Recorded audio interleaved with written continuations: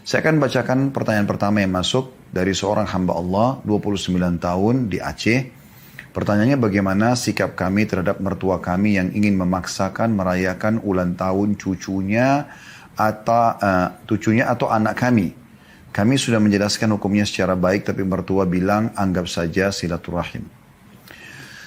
Allahul Musta'an, Allah tempat kita meminta pertolongan. Pertama sekali teman-teman sekalian, ulang tahun bukan bagian daripada Islam. Dan ini benar-benar merupakan bagian daripada acara orang-orang non-muslim. Makanya mereka mendatangkan kue, mereka ada lilin ditiup, lalu mereka berdoa pada saat itu. Dan ini lebih kentalnya atau lebih tepatnya acara kaum Nasrani. Dan Nabi SAW sudah bersabda kepada kita semua, Man tashabbaha biqaumin fahuwa minhum. Siapa yang menyerupai satu kaum, maka dia adalah golongan daripada kaum itu. Dan kita dilarang, tidak boleh sama sekali. Dalam hadis yang lain, latattabi'anna sunana man kana qablakum. Kalian pasti akan mengikuti langkah-langkah orang-orang sebelum kalian. Shibran bi shibr wa dhira' bi dhira'.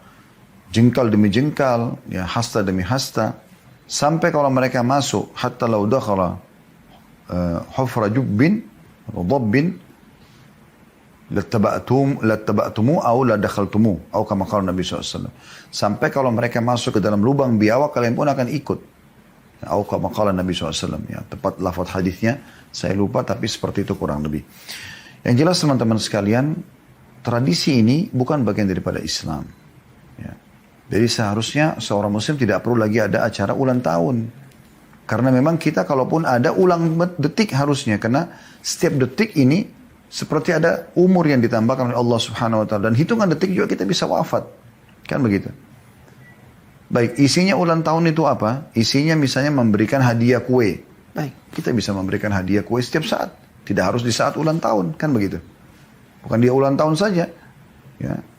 Karena Nabi SAW mengatakan tahabu, saling memberikan hadiah, maka kalian akan saling mencintai. Sudah jelas gitu hukumnya. Ya. Begitu juga dengan silaturahim keluarga. Di sini dikatakan anggap saya silaturahim. Silaturahim bisa setiap saat. Bukan di saat ya setahun sekali ulang tahun itu. Karena ini tidak akan jadi setahun sekali, karena hari ini suami ulang tahun, bulan depan istri ulang tahun, bulan depannya lagi mertua ulang tahun, bulan depannya lagi orang tua ulang tahun, bulan depannya lagi ipar, saudara, ponakan, tidak akan selesai-selesai. Dan akan sama mekanismenya. Datang, bawa kue, tiup lilin, nyanyi-nyanyi, kan gitu. Yang lain bawa hadiah. Ini persis seperti tradisi mereka, orang-orang non-muslim. Mohon maaf saya jawab seperti ini karena memang ini adalah konsultasi diarahkan kepada kami. Bagi penanya, kalau memang atau ada yang diantara yang hadir dalam acara kita ini, baik live ataupun siaran ulang, yang merasa kurang cocok dengan jawabannya, Anda bisa bertanya kepada para ustadz, para kiai yang lain, insya Allah, yang mungkin lebih kompeten daripada saya dan mereka punya hujah yang lebih baik, Anda silakan. Tapi dari saya seperti itu yang saya ketahui. Jadi sebaiknya memang setiap muslim dan muslimah menghindari tradisi ini, ya. Tinggal kembali kepada pertanyaan penanya di sini. Bagaimana sikap kami di saat mertua tetap ngotot untuk mengadakan acara ulang tahun cucunya, gitu kan? Padahal kami sudah jelaskan hukumnya dengan cara baik. Saya melihat Allahu a'lam di sini bukan harus bentrok dengan mertua ya, tapi Anda sebagai orang tua bisa mengambil sikap. Ya. Dalam arti kata, maaf kami tidak setuju dengan acara ini. Udah selesai. Dan itu bukan bab durhaka kok. Karena mereka sedang mengajak Anda untuk melakukan perbuatan yang tidak ada dalam syariat Islam. Dan kata Nabi SAW, La ta'ata li makhlukin fi maksiatil khaliq. Tidak ada ketaatan pada makhluk yang berbuat maksiat pada sang pencipta. Dalam riwayat lain, La ta'ata illa fi ma'ruf. Tidak ada ketaatan kecuali pada hal yang dibolehkan saja. Jangankan mertua, orang tua kandung pun tidak boleh kita patuhi pada saat mereka melakukan perbuatan yang tidak sesuai dengan syariat Allah Subhanahu wa ta'ala. Anda sepakat dengan suami atau Anda sepakat dengan istri bicara baik-baik. Kalau kita tidak setuju dengan ini, mohon maaf kami tidak bisa datang. Kami tidak akan bawa anak kami. Tidak apa-apa. Biar mereka tahu kalian punya atau Anda ini punya sikap. Gitu kan. Itu bukan dalam bab durhaka. Harus ditunjukkan.